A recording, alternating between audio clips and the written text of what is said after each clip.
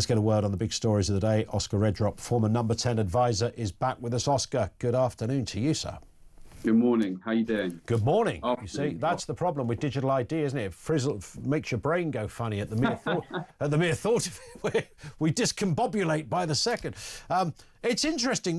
When you were in number 10, advising the main man, as it were, did this one ever come up, the digital ID thing? Obviously, around COVID and all the rest of it, there was lots of talk about being able to prove some form of health credential. Well, not to make it too personal, but I don't think Boris Johnson was a particular fan of Tony Blair. So I think of his branded suggestions probably didn't get too much airtime. And actually, when you think back to that period of time, and I know it's hugely contentious at the time, and actually the conversation still exists. People felt far too over-policed, and they felt their lives were controlled in a way that they weren't comfortable with even then. I mean, you think back to that hearing system and police walking around and telling people to pick up their ball because they can't sit in the park and play football or whatever it was, all those hundreds of examples. So I think, oddly enough, in some ways counterintuitively, that period of time, it was probably even more unpalatable.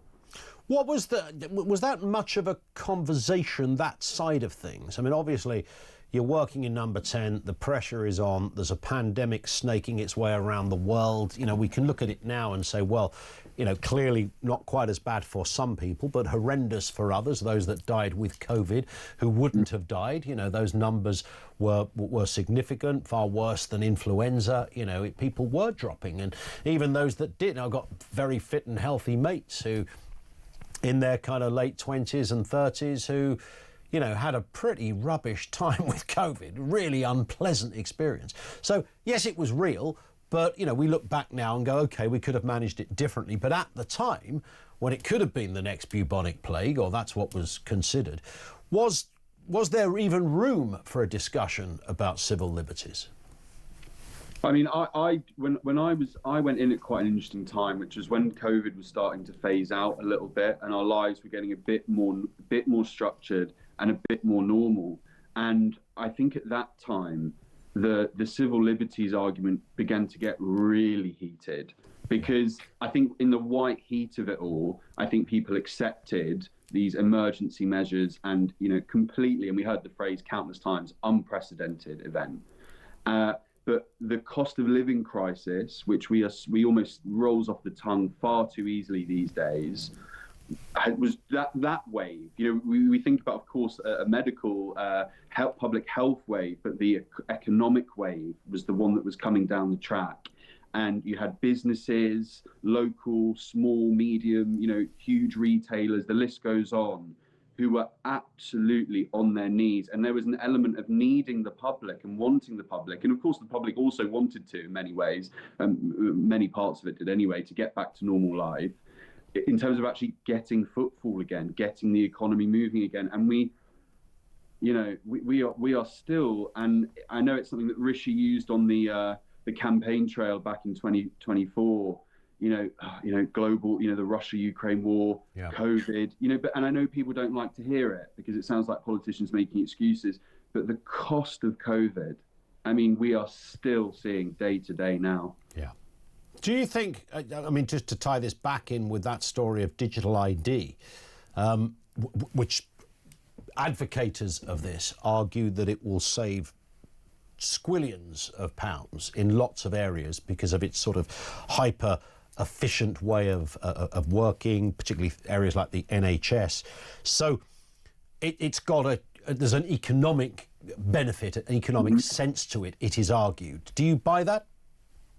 I think it's almost, it's a policy that admits defeat in many ways. And hey, who knows, maybe that's where we're at now. And what I mean by that is you are basically opening the borders physically and metaphorically, and saying, well, you know, we can't stop people getting here illegally. Yeah. So once we're here, can we track them? Can we find them? And can that ease pressure on the NHS and other public services?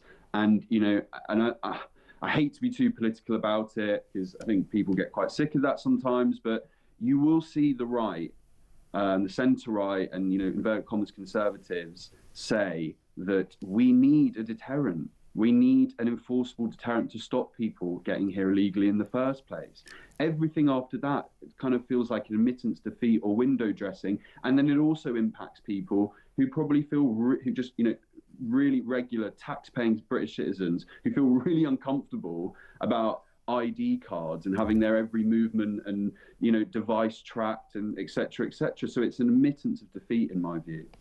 Let's move on to this story. Nothing more delicious than seeing a socialist attack a socialist, and that's what we've got here with Wes Streeting. He's very, very unhappy with Unite, and he's giving it both barrels, saying that this is outrageous what is happening here, and the idea that they're blocking bin lorries. This is reference to Birmingham 17,000 tonnes of uncollected rubbish story. He's come out and attacked them, essentially. I mean, good for Wes Streeting in that respect, because I don't think anybody, wherever they sit politically, can say that any of this is OK. Well, I think this is in some ways, and bear with me here, I think this is in some ways one of the most interesting stories that we've had over the last few months in this country. Stories, that makes it sound flippant, issues that we've had. Because it starts off relatively small, obviously it's local, but then as time goes on and the images and, the vermin and the rats and the bins get higher and higher, it becomes symbolic. It becomes something bigger than itself. And for it to have got into this state is obviously an absolute disgrace. And again, not being too political, I remember when we had the sewage spills into the water supply, people saw that almost as symbolic of where the Conservative government were at. And this is quite fast becoming that for the Labour Party, I think. And yes, you're right, Wes today was pretty strong on this, but you could still see, and I think it was a News UK interview actually, and I would look and urge people to watch him talk tough on it, because you could almost visibly see the awkwardness that it has for him, because he is of the left. Industrial action is something that he is kind of brought up on. That is bread and butter to him. Yeah. And you could see that tension in him on that.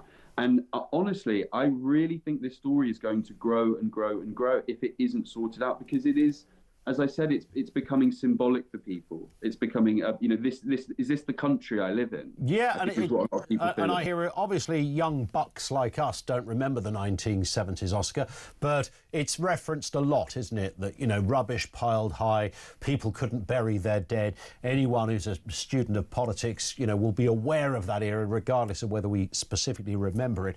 And this has all the hallmarks of that again. This is almost, if you like, the totemic image that the socialists are back in charge.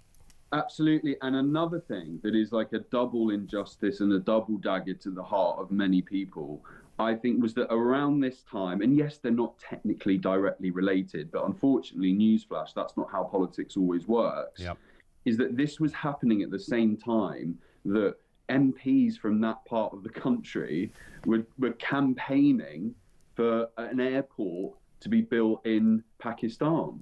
And so it's just, I mean, people are right to think, what the hell is going on here? Is this a joke? Yeah.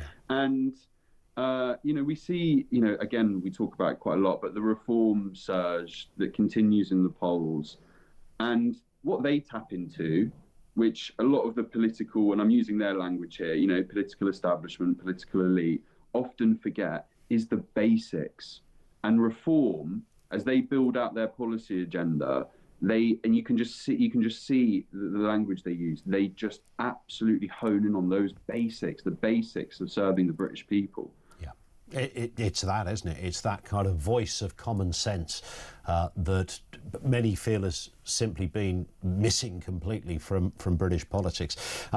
Here's an interesting one. I think every political party has been accused of this one at some point. Keir Starmer apparently ignored calls to investigate the MP accused of bullying. This is the Labour MP, now suspended, Dan Norris. He was suspended for other reasons, which we can't discuss, but prior to that, he'd been accused of bullying and harassment.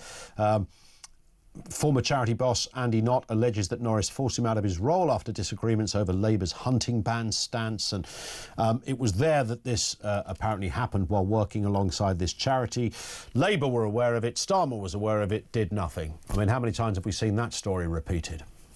Yeah, and this is when you campaign as a politician, just zooming out a little bit, And and again, this isn't too political. I remember Rishi did it when he swooped in as leader of the Conservative Party, and Starmer campaigned on it heavily before the election. When you paint yourself as slightly holier than thou, and we're going to do politics differently, and cleaner than clean, you inevitably set yourself up for a fall, because it's not, as we see, it's human beings. It isn't party political. And I know each side like to grab onto the other side's mistakes when it comes to this kind of thing. And Labour did that to the Conservative Party relentlessly. And we saw with the freebie scandal when the Labour government first arrived, how tin-eared was that? I mean, calling out Conservatives for years and years and years. And then as soon as they go in, they're seen as, gift-taking, kind of, in inverted commas, almost like grifters. 100%, yeah. It took half an hour. My advice to politicians on this stuff is you have to recognise, yes, you're a party politician, but you are ultimately a human being, and the people who you work with, particularly with Starmer, with such a huge majority, you're going to have human beings there that are not going to hold up the standards that you want to present as a leader. And so this kind of thing was unfortunately inevitably going to happen for Starmer. I have to say, though, and just lastly on this, there's a likability problem with Keir Starmer.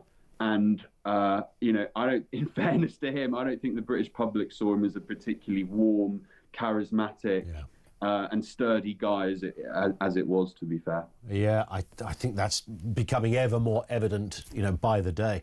Oscar, thank you. As ever, Oscar Redrup, former number 10 advisor. He was the head honcho advising Boris Johnson back in the day before he walked the plank, of course. Thank you to him.